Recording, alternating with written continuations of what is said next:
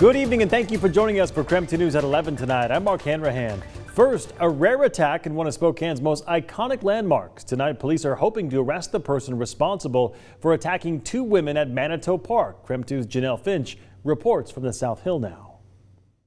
Police say a man attacked two women here in Manito Park last Thursday. Police told KREM 2 they are actively investigating and exploring leads. Police did not share specific location for the attacks. There have not been any additional reported attacks since Thursday. KREM 2 asked for more details, but this was all that police were willing to share with us at this time. Anyone who has witnessed the attacks or has information on a suspect can contact the Spokane Police Department. In Spokane, Janelle Finch, KREM 2 News. It is now time for the Nightbeat, where we share you with our top stories from today, starting with the second day of Voices of Freemen being heard in court. Have a listen. It has been over 4 years, and the memory of it has not faded. Most days, I'm able to push that memory to the back of my mind and focus on the people and life happening in front of me. But there are times that I cannot stop it from overtaking me.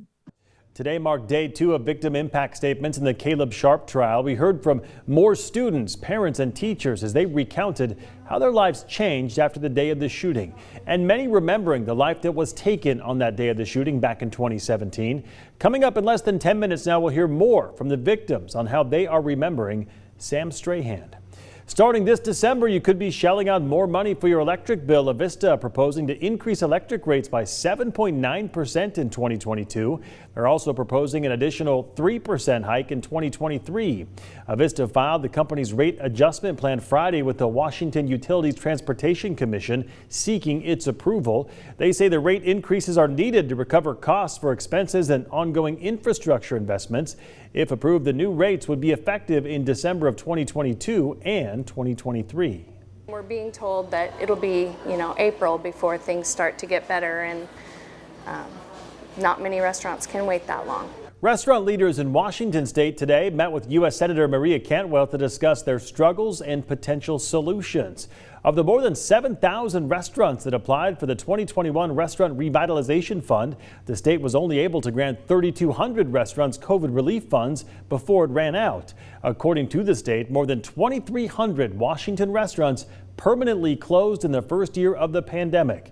In May of 2021, the U.S. Small Business Administration provided $29 billion in COVID relief funds for struggling restaurants.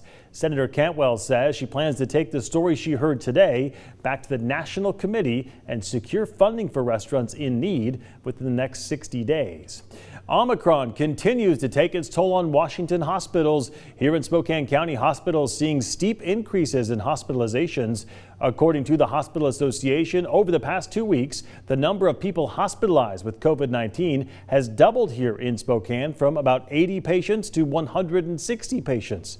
The Hospital Association said it's also placing a large order with 3M for more N95 masks. They said a lot of hospitals across the state are operating in contingency standards when it comes to PPE. And that means workers would use an N95 mask for an entire shift instead of changing it after each patient. Well, that was your Night Beat. To learn more about any of those stories, just text us the word night to 509-448-2000 and we'll send them directly to your phone.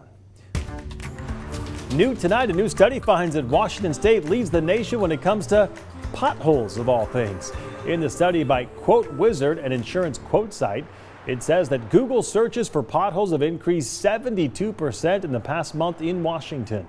The study also states that Washington has more people researching potholes than any other state. Meantime, across the state line, almost a month after a winner was drawn for the Idaho $1 million raffle, that lucky winner has still not come forward.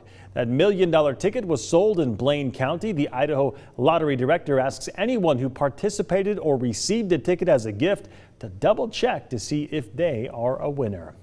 Looking ahead to tomorrow now, Spokane Public Schools could approve an emergency substitute teacher pay raise to $200 per day. The school district says the emergency rate of pay will be utilized through the end of 2021-2022 school year. This comes after SPS has been experiencing a shortage of substitute teachers to cover staff absences. They say of the 424 certified subs, only 30% are able to accept substitute assignments. Their current pay rate is $150 a day. I had a very, very, very good meeting, total unanimity with all the European leaders. Today, President Joe Biden had an 80-minute phone conversation where he discussed efforts to deter further Russian aggression, such as preparations to impose severe economic costs on Russia.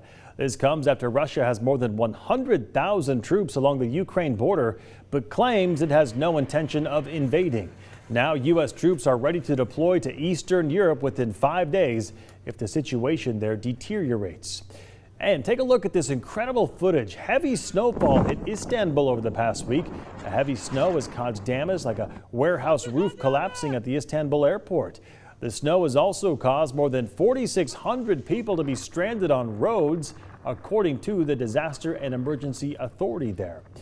All right, let's take a look at our weather locally, because if you want to see some clear skies, you need to head up to the high country. You are looking at pictures right now sent to us from Lookout Pass earlier today. You can see bright skies, sunshine, looks beautiful over there. Meteorologist Thomas Patrick, meantime, standing by the Outdoor Weather Center. Down here in the valley, Thomas, just more fog, right? Yeah, completely different story. Mark and I were reminiscing about our days up on the slopes where we could see the sunshine. Right, those were good times for sure. Good times. And if you are heading up to the slopes at all this week, all the more power to you because, yeah, it's all about that low-hanging cloud cover and even fog for some. Though conditions look fairly clear across the inland Northwest as of right now. No advisories, but our computer models continue to say, hey, at least there's a chance for some dense fog during those early morning hours. So once again, just be cautious.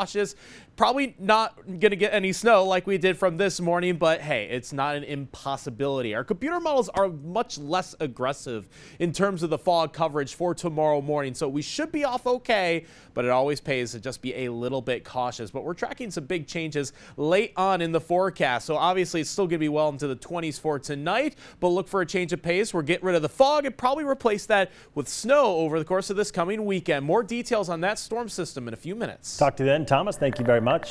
Pfizer says it is testing updated COVID vaccine that specifically targets the Omicron variant. The company says it is looking at the safety, tolerability, and level of immune response in 1,400 healthy adults ages 18 to 55. Some patients will get the vaccine as both a primary dose and a booster dose. Despite this new clinical trial, Pfizer does not expect production of the original vaccine to be impacted, they said. Meantime, firefighters in New Jersey battled a massive recycling plant fire today. The flames broke out yesterday night at the Eastern Metal Recycling Terminal facility. You can see the fire started to spread out over that recycling plant.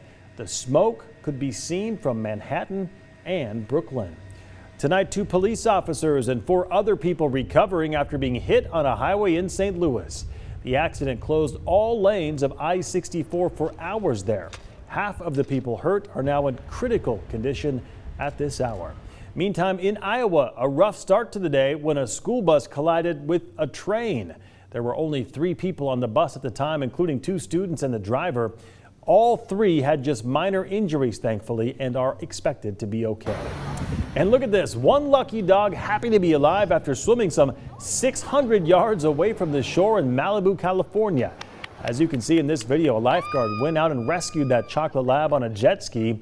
They brought the pup back to shore and its owners were clapping and overjoyed to have their pet back. Leave it to a lab to swim 600 miles from shore.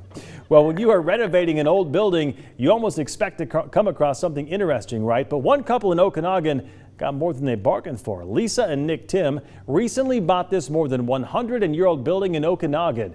They tore down the plaster and found this beautiful hand-painted mural on the canvas hidden behind the wall.